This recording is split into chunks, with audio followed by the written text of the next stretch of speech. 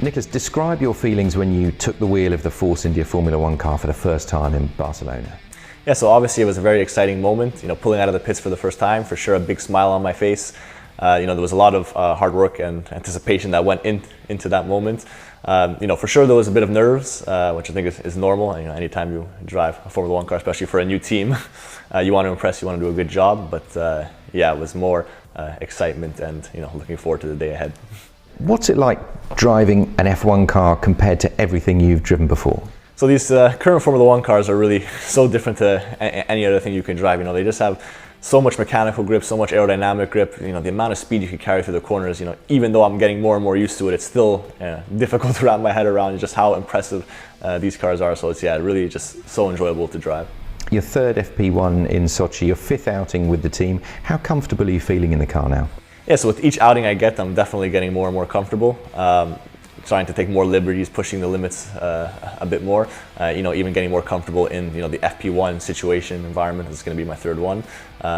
Each one looking to just push a bit more, do a good job for the team, and yeah, just gain my overall F1 experience. How hard are you pushing that car now? So every time I've driven the car, I've always had a little bit of margin left, especially more in the corners where it's more of a chance to have an accident or go off depending on the track. But each time I am getting more comfortable, I am taking more liberties, I am pushing more, and I expect Sochi to be another step in that direction. And how about exploring the limits? Have you had any hairy moments to confess?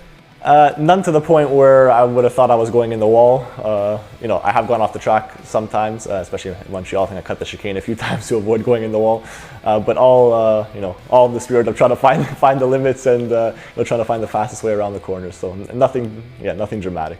And what things have you tested for the team so far?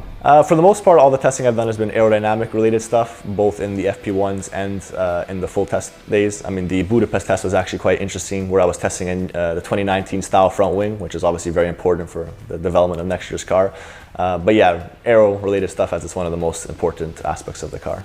And finally, how much of a challenge do you think it'll be to swap straight out of that F1 car into your F2 car? Well, something I haven't done before, so I think it's definitely going to be an interesting challenge. I might come on the radio in the F2 session to my engineer and be like, "Oh, where did all the grip go? Where's the power?" So I'm hoping that's not the case, and I can make the adjustment quite smoothly. As obviously, the F2 is the priority that weekend, but yeah, it's definitely going to be a challenge and one that I'm very much looking forward to.